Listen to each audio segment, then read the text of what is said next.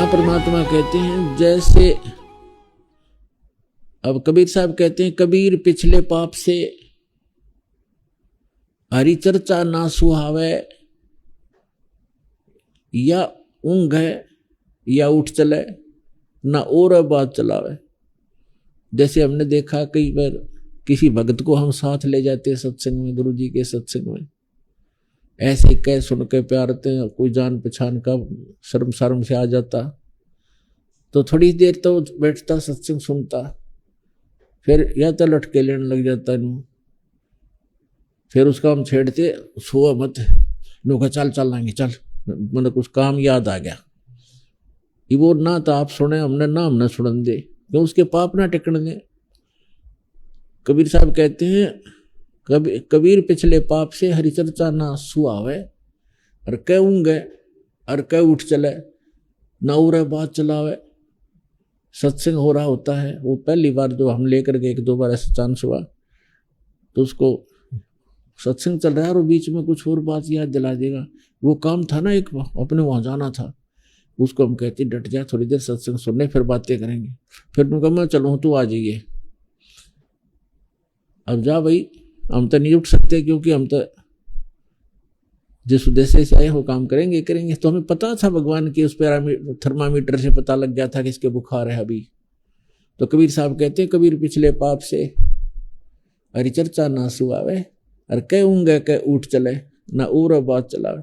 और फिर वही प्राणी देखे हमने, एक दो बार ऐसे आए, फिर क्योंकि तो एक इंजेक्शन लग गया, सत्संग में आ गया, 10-20 मिनट भी बैठ गया प्राणी तो भी नरम हो गया उसका पाप।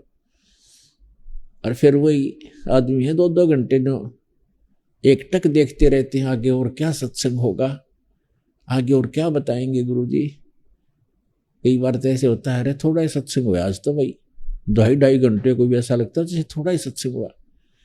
तो पाप आपके कट गए और रुचि भगवान में बढ़ गई। तो जैसे बीमार व्यक्ति पहले एक रोटी मुश्किल से खा पाता है और औषधि सेवन करने लगता है, और फिर देखा जब बुखार उतर जाता है तो सूखी रोटी होगी नोके ले आ फटाफट, सब्जी की आवश्यकता नहीं, सूखी खा जाएगा। और जब पहले वो सारे स्वस्थ भोजन बना रखा होता है 36 प्रकार की व्यंजन का, वो भी नहीं अच्छा लगता था।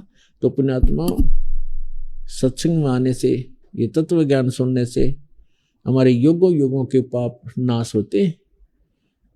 जब तक हम सत्संग में नहीं आएंगे तो वो स्थान ही नहीं जहाँ पर हम पाप नाश कर सकें। जैसे आप संसार में जाते हैं, किसी भी कार्य में जाते हैं, तो वहाँ पर आपको सारी रोजी रोटी रोजगार व्यवसाय के व्यक्ति मिलेंगे, उनकी एक जैसी चर्चा, एक जैसे विचार, एक जैसा भाव, एक जैसी क्रियाएं होंगी। तो वहाँ तो आपके पाप बढ़े ही बढ़ेंगे। अब जैसे कोई, अब ठीक है काम भी करने पड़ेंगे, फील्ड में भी जाना है और सब कुछ हमने करना भी पड़ेगा, लेकिन उसके लिए तरीका बताया है। जैसे आप प्रतिदिन कपड़ा पहनते हो और काम करते हो, कोई मजदूरी करता है, कोई नौकरी करता है, या कोई अन्य व्यवसाय करता है, कोई खेती करता है, तो कपड़ा मैला होता है, तो मैला होगा स्वाभाविक है वो। तो फिर उसका तरीका है कि उसको साबुन और जल के प्रयोग से स्वच्छ करो, डेली धो लो उसको। तो ठीक इसी प्रकार जब तक हम भक्ति नहीं करते, जब तक हम सत्संग रूपी इस सरोवर में नहीं आते और राम नाम का साबुन हम नहीं लगाते, तब तक तो हमारा ये अंतःकरण रूपी शरीर, ये चोला जो है अंतःकरण, ये मैला मैला हुआ था, पाप ही पाप इकट्ठे होते। अब हम सत्संग भी सुनते हैं, स्मरण भी करते हैं, दान भी करते हैं, तो हमारा जो मैला तो होना ही है, स्वाभाविक है, लेकिन वो साफ भी डेली हो रहा है। इस प्रकार से हम उन करोड़ों पापों से बचे रहेंगे, वो संग्रहित ना होंगे।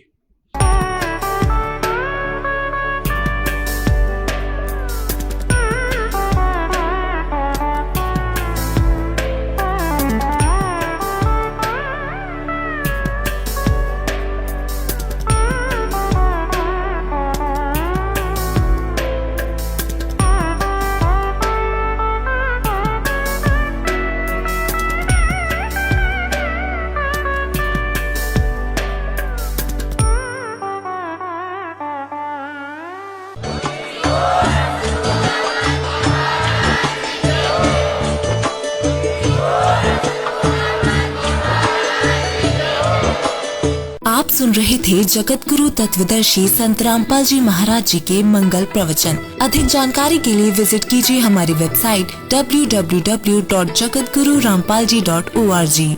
संत रामपाल जी महाराज जी के शुभ आशीर्वाद से पूरे विश्व भर में 500 से भी ज्यादा नाम दीक्षा केंद्र हैं, जिन पर संत रामपाल जी महाराज जी द्वारा ऑनलाइन निशुल्क नाम दीक्षा दी जा रही है। अपने नजदीकी नाम दीक्षा केंद्र का पता करने के लिए संपर्क करें 8222880541।